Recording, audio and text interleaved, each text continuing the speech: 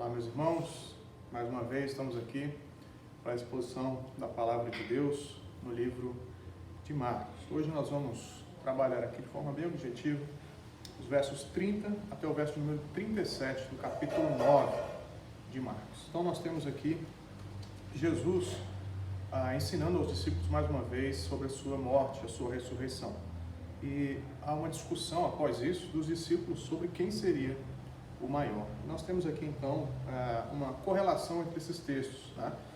Jesus ele vai explicar que ele vai morrer, que ele vai ser crucificado, enfim, que ele vai passar pela paixão ali, pelo seu sofrimento, mas o texto destaca que os discípulos não compreendem o que Jesus está dizendo. E logo em seguida Marcos então destaca que eles começam a discutir entre si para saber quem era o maior. Então, se eles não compreendem sobre o sofrimento de Jesus, o relacionamento entre eles também seria distorcido.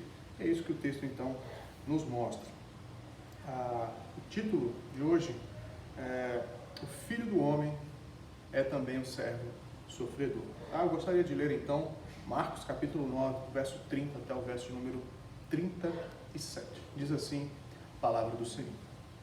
E tendo partido dali, passavam pela Galiléia, e não queria que ninguém o soubesse, porque ensinava os seus discípulos e lhes dizia: o Filho do Homem será entregue nas mãos dos homens e o matarão, mas 3 dias depois de sua morte ressuscitará. Verso 32. Eles, contudo, não compreendiam isto e temiam interrogá-lo. Tendo eles partido para Cafarnaum, estando ele em casa, interrogou os discípulos: de que é que discorrieis pelo caminho? Mas eles guardavam silêncio, porque pelo caminho haviam discutido entre si sobre quem era o maior. E ele, assentando-se, chamou os 12 e lhes disse: se alguém quer ser o primeiro, será o último e servo de todos. Trazendo uma criança, colocou-a no meio deles, e tomando-a nos braços, disse-lhes: qualquer que receber uma criança tal como essa, em meu nome, a mim me recebe. E qualquer que a mim me receber, não recebe a mim, mas ao que me enviou. Até aqui, palavra de nosso Senhor Jesus Cristo. Eu gostaria de orar nesse momento. Pai, nós te agradecemos por mais um privilégio, mais um momento que temos de estudarmos a tua santa palavra. Reconhecemos, ó Pai, que a tua palavra nos ensina que devemos nos reunir no dia do domingo, no dia do Senhor, mas por conta dessa pandemia nós estamos separados aí fisicamente, mas aqui, Pai, diante da tua palavra, pedimos a tua bênção sobre nós, pedimos que o Senhor possa iluminar a nossa mente, o nosso coração, e que teu Santo Espírito possa aplicar essa mensagem, Deus, a tua palavra, à nossa vida, aos nossos relacionamentos, que o Senhor nos dê entendimento, ó Pai, na tua sagrada Escritura. Assim nós oramos para a glória do teu Filho, Jesus Cristo. Amém. Amém, meus amados. Então, esse texto, ele mostra que Jesus, ele começa então a deixar ali a região da Galiléia. A partir daqui ele vai então se encaminhar para Jerusalém. Ele vai passar agora o seu ministério para a Judéia, e lá ele então vai sofrer, vai morrer e ressuscitar ao 3º dia. Esse momento aqui, do 30 ao 32, é a segunda vez que Jesus prediz a sua morte. Então Jesus, ele sabe muito bem da sua missão, ele sabe que ele veio para entregar a vida, ele sabe que ele veio para pagar pelos pecados do seu povo, ele vai sofrer ali na cruz do Calvário. Mas os discípulos não compreendem isso, né? O texto destaca no verso 32 que eles não compreendiam isso e temiam então interrogar Jesus. Então Jesus já havia falado sobre isso, e é provável que eles estão com medo de perguntar para Jesus: Jesus, explica novamente o que significa isso. Anteriormente, Pedro já havia sido repreendido por Jesus por ter indicado para Jesus fugir da cruz, para que Jesus não sofresse, né? E é provável que os discípulos aqui, eles temem então mais uma repreensão de Jesus, eles guardam então silêncio. Então, o texto ele nos mostra que os discípulos compreendem muito bem que Jesus é o Messias, que Jesus é o Filho do Homem, que Jesus é aquele que veio para reinar. Mas a segunda parte, sobre o sofrimento de Jesus, não entra na cabeça desses discípulos. É interessante que Jesus aqui, nesse texto, verso 31, ele se denomina como Filho do Homem, né? Jesus, muitas vezes, ou a maioria das palavras de Jesus sobre si mesmo, ele vai destacar a si próprio como o Filho do Homem. Esse texto ele se refere a Daniel capítulo 7, verso 13 e 14. Nesses versos em Daniel, diz o seguinte: Daniel tendo a sua visão: eu estava olhando nas minhas visões de noite, e eis que vinha como as nuvens do céu, um como filho do homem. Foi-lhe dado domínio e glória e reino, para que os povos, nações e homens de todas as línguas o servissem. Seu domínio é domínio eterno, não passará, e o seu reino jamais será destruído. Então essa parte dos discípulos, essa parte aqui que Jesus ensina sobre o Filho do Homem, o glorioso Filho do Homem que vem nas nuvens e que será servido pelas nações, isso entrou na cabeça dos discípulos. Porém, a segunda parte sobre o sofrimento de Jesus, isso não entra na cabeça deles. Então, na mente dos discípulos, eles esperavam o Messias que restauraria o reino a Israel, que viria em glória, né? E Jesus Cristo, então, ele passa a ensinar a esses discípulos que ele é também o servo sofredor. Jesus não é somente o glorioso Filho do Homem que vem das nuvens, mas ele é também o servo sofredor de Isaías. Isaías 53, eu separei alguns versículos aqui desse texto, que diz o seguinte: ele era desprezado, o mais rejeitado entre os homens, homem de dores, e sabe o que é padecer, aflito, ferido de Deus e oprimido. Mas ele foi transpassado pelas nossas transgressões e moído pelas nossas iniquidades. O castigo que nos traz a paz estava sobre ele. O Senhor fez cair sobre ele as iniquidades de todos nós. Ele foi oprimido e humilhado, mas não abriu a boca, como um cordeiro foi levado ao matador. Então Jesus Cristo, ele une essas duas características. Ele é tanto o glorioso Filho do Homem que vem das nuvens, mas ele é também o servo sofredor. E essa segunda parte, então, os discípulos não compreendem, né? Eles não entendem sobre o sofrimento de Jesus. Eles esperam o reino de Deus sendo estabelecido, mas ignoram essa parte das Escrituras. E o que eu queria destacar aqui é que quando nós não entendemos, não temos a compreensão do todo da Escritura, os nossos relacionamentos também são desfigurados. Se a gente não entende quem é Jesus, o que Jesus veio fazer, nós então passaremos a agir de uma maneira completamente diferente. Então a ideia é que nós possamos enxergar o mundo assim como Deus enxerga, e não como o mundo nos coloca essa visão. Nós dizemos que a ideia é que nós precisamos usar os óculos da Escritura para enxergarmos todas as coisas, e assim vivemos uma vida muito melhor, uma vida que agrade a Deus e que faça a vontade de Deus. Então, as Escrituras ensinavam que o Messias é o glorioso Filho do Homem, mas também o servo sofredor. E quando os discípulos não enxergam isso, isso impede que eles vejam a missão de Jesus. Eles estão seguindo não só o glorioso Filho do Homem, mas também o servo sofredor, né? Se alguém quer seguir a Jesus Cristo, que tome a sua cruz, que negue-se a si mesmo, e então siga o Messias. Essa é a mensagem de Jesus aos discípulos, isso é o que Jesus espera dos seus discípulos. Mas aqui, esses homens, a gente vai perceber que eles não compreendem esse sofrimento, e aí então inicia uma discussão entre eles sobre quem era o maior, né? Isso está a partir do verso 33. Deus então, e eles, tendo partido para Cafarnaum, estando ele em casa, interrogou os discípulos de que é que discorrias pelo caminho. Então é provável que Jesus escutou um pouco dessa discussão, e quando ele entra em casa, ele pergunta aos discípulos: o que vocês estavam discutindo pelo caminho? O texto fala que eles guardaram silêncio, eles não querem abrir o coração para Jesus, porque eles discutiam sobre quem é o maior entre eles, né? Esses 12 homens aqui foram chamados para seguir Jesus, foram chamados para ser os líderes ali da igreja. Porém, agora eles começam a discutir para saber quem era o maior, e há uma discussão aqui entre eles. A palavra discussão aqui mostra isso, eles estão discutindo, guerreando aqui com argumentos para saber quem era o maior entre eles. E Jesus então começa a ensiná-los que no reino de Deus as coisas são diferentes.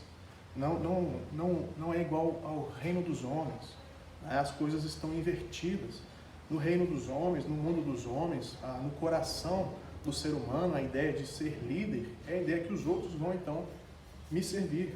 Mas no reino de Deus, Jesus Cristo passa a mostrar que o maior é o menor, o maior é aquele que vai servir, tá? E não a ideia de ser servido. Então a gente percebe que o reino de Deus, as coisas são completamente diferentes daquilo que o mundo nos ensina e daquilo que o nosso próprio coração tenta nos colocar. Então a ideia é que o homem natural não entende as coisas de Deus. As coisas que os homens desejam são desprezadas por Deus. E as coisas que Deus deseja são também desprezadas pelos homens. Então esse texto nos mostra isso. Jesus, então, o texto nos fala, verso 35, que ele, assentando-se, chamou os 12 e lhes disse: se alguém quer ser o primeiro, será o último e servo de todos. Então Jesus, ele chama os discípulos para perto de si e passa então a ensiná-los. Jesus vai reciclar aqui a mente desses discípulos. Esses discípulos precisam ser atualizados, eles precisam entender como o reino de Deus funciona. E essa ideia do mundo, essa ideia do homem natural, de dominar sobre as outras pessoas, não faz parte da igreja, não faz parte do reino do nosso Senhor Jesus Cristo. E Jesus, então, no verso 36, para ilustrar isso que ele acabou de ensinar, ele toma uma criança, coloca no meio dos discípulos. E ali ele toma essa criança nos braços, provavelmente uma criança bem pequena. E diz então, verso 36, trazendo uma criança, colocou no meio deles e tomando-a nos braços, disse-lhes: qualquer que receber uma criança tal como essa, em meu nome, a mim me recebe. E qualquer que a mim me receber, não recebe a mim, mas ao que me enviou. É interessante que as crianças, tanto no mundo hebraico quanto na cultura romana, as crianças não têm tanto valor. Elas não têm entendimento, né? Elas não conseguem guardar a lei de Deus, elas não conseguem obedecer a lei de Deus. E muito menos ser um guerreiro como os romanos esperavam, como os gregos esperavam. Então as crianças eram desprezadas. Isso é interessante porque Jesus, mais à frente, no capítulo 10, algumas pessoas vão trazer crianças para que Jesus impusesse as suas mãos e abençoasse. E os discípulos, eles vão pedir para que os pais tirem essas crianças, não incomodem o mestre. Então, na mente deles, a criança também era desprezada. E Jesus, então, toma essa criança no colo, no meio deles, e diz que eles precisam receber qualquer um como uma criança dessa. Qualquer que receber uma criança, tal como essa em meu nome, a mim me recebe. Então, Jesus, o que Jesus está querendo ensinar aqui para os discípulos e também para nós? A ideia de ser maior e menor no reino de Deus, ela precisa ser excluída. E Jesus coloca, então, um menor ali, uma própria criança. E diz então, qualquer um que receber uma criança, ou seja, um menor no reino dos céus, como essa criança, a mim me recebe. Jesus não está dizendo que a gente precisa imitar características infantis das crianças, mas que nós precisamos sim receber qualquer homem, qualquer mulher, por menor que seja, no reino de Deus. O mundo entende a questão de classe, a questão de estudo, de dinheiro, como algo que compare as pessoas. Mas no reino de Deus não é assim. Jesus coloca então uma criança como referência. Jesus não só recebe essas crianças, mas ele ensina que, por menor que seja, a pessoa no reino de Deus, ela é valorizada por Deus, assim como os maiores também. Somos todos iguais diante de Deus. Ninguém merece a graça. Todos fomos igualados pelo pecado. Todos nós merecemos a morte eterna. Então somos iguais. Não há diferença aqui. Jesus não é contra a liderança, isso é muito claro, ele escolheu esses 12, mas ele é contra essa ideia de dominar sobre as pessoas, de ser líder para que seja servido, como nos reinos humanos aí acontece. Então Jesus mostra os valores do reino de Deus, aquilo que precisa estar também no meio das nossas igrejas. E a gente percebe então que Jesus Cristo chama esses homens aqui, homens pequenos, homens excluídos, pescadores, publicanos, pessoas que eram desprezadas, que não tinham tanto conhecimento, tanta escolaridade, vamos dizer assim, mas são esses homens aqui que Jesus Cristo vai avançar na sua igreja. Esses homens aqui foram escolhidos como liderança da igreja. Então Jesus não é contra a liderança, mas ele ensina que a liderança foi colocada para o serviço e não para ser servido. Deus nos deu dons e talentos para servirmos uns aos outros, para edificarmos a igreja do nosso Senhor Jesus Cristo. Então, de maneira final aqui, eu gostaria de fazer algumas aplicações. Então, nós percebemos que esses homens aqui, que não compreendem as coisas, que são lentos para compreender, por exemplo, o sofrimento de Jesus, como diz aí o verso 32. E esses homens também, que discutem para saber quem deles é o maior, foram esses homens que Jesus Cristo escolheu. E o Evangelho transformou o coração desses homens. Se Pedro vai negar Jesus aqui no Evangelho, em Atos, ele vai sofrer ali por causa de Jesus. Ele não nega mais o Senhor, por causa do poder do Espírito Santo, por causa do poder da palavra, do Evangelho, no coração de Pedro. Então esse é o poder que nós temos à nossa disposição, o poder do Evangelho, para transformar a nossa mente, para dar-nos entendimento das coisas e também transformar os nossos relacionamentos, todo o egoísmo, tudo aquilo que coloca o orgulho humano exaltado, isso deve ser excluído. O Evangelho tem esse poder. Então, esse poder deve dominar as nossas mentes, os nossos corações, o poder da cruz, o poder do Espírito Santo. Que nós também possamos avançar no entendimento bíblico, que nós não sejamos lentos em compreender as coisas espirituais, nós não sejamos lentos em compreender a cruz de Jesus. Jesus veio para sofrer, ele veio pagar pelos nossos pecados, ele veio satisfazer a justiça de Deus,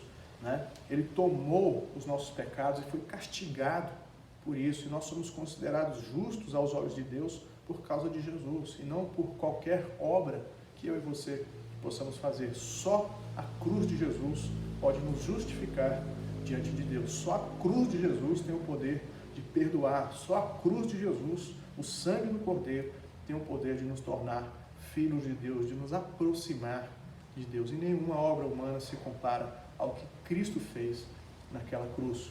O Filho do Homem é também o servo sofredor. E a gente precisa entender isso muito bem, senão os nossos relacionamentos também serão distorcidos. Então, quando a gente compreende que nós estamos seguindo alguém que deu as costas, vamos dizer assim, das riquezas, que deu as costas, que rejeitou essa glória humana e foi para a cruz, é esse que nós estamos seguindo. E nós também devemos rejeitar essas coisas, tomar a nossa cruz, negar a nós mesmos e então seguir esse Cristo crucificado e ressurreto ao terceiro dia, o servo sofredor. Que nossos relacionamentos possamos também compreender que fomos chamados para servir. Não há maior no reino de Deus. Somente Jesus é o Senhor. Nós somos seus servos. Fomos colocados na igreja para servirmos uns aos outros, até mesmo as crianças. Nós as batizamos, nós as colocamos como igreja, elas são parte da igreja. Então Jesus ensina que o menor no reino de Deus deve ser recebido. O menor no reino de Deus não pode ser rejeitado. Então que todo orgulho, que toda altivez, que todo coração inflado possa ser esvaziado pela cruz do nosso Senhor Jesus Cristo. Que todo pensamento humano, todo pensamento do mundo seja substituído pelo Evangelho. Não há maior e menor no reino de Deus. Não há aquele que foi chamado para ser servido. Simplesmente servos. Somos todos servos do Cristo crucificado. Esse texto também nos mostra quando Jesus assenta ali, chama os discípulos e começa então a reeducá-los. Isso é importante, isso nos fala do nosso domingo, por exemplo, quando vamos ao culto, quando nos reunimos ali para adorar a Deus, para cantar ao Senhor, para ouvirmos a palavra de Deus. Ali também nós somos reciclados, ali a nossa mente é então reeducada, nós somos atualizados diante da palavra de Deus, essa palavra que restaura a nossa alma, essa palavra de Deus que é mais pura do que o ouro, que é mais valiosa do que o ouro puro, mais doce do que o mel, são os mandamentos do Senhor. Então que nós possamos valorizar o dia de domingo. Nesse momento nós não podemos nos reunir fisicamente, mas com a graça de Deus, esse dia voltará e nós poderemos nos reunir novamente para sermos atualizados diante da palavra de Deus, para servirmos uns aos outros. Então, que possamos cuidar, receber uns aos outros. Jesus Cristo aqui ele se compara a uma criança. Qualquer que receber uma criança ou menor no reino de Deus está recebendo o próprio Cristo. Que o poder do Evangelho, o poder da cruz, de Cristo, do seu Santo Espírito, seja sobre a sua vida, sobre o seu coração e o meu coração. Que possamos nos parecer cada vez mais com o nosso Senhor Jesus. Gostaria de orar nesse momento. Pai, obrigado por mais momento na Tua Palavra, obrigado pela exposição bíblica, ó Deus. Nós reconhecemos que somos pecadores, reconhecemos, ó Deus, que precisamos do auxílio do Teu Espírito para entendermos, ó Pai, a Tua Palavra, para entendermos, ó Deus, o sofrimento do Teu Filho, que isso esteja no nosso coração e que isso possa refletir, Pai, o relacionamento que temos uns com os outros, que todo orgulho, que toda altivez seja esvaziado do nosso coração e que o Teu Santo Evangelho possa nos encher, que o Teu Espírito Santo encha cada um dos nossos irmãos da nossa congregação. Assim nós oramos para a glória de Jesus Cristo, o Filho do homem, o servo sofredor, a quem seguimos. Glória seja dada ao Teu nome. Amém e amém. Grande abraço, beijo no coração, saudade de cada um.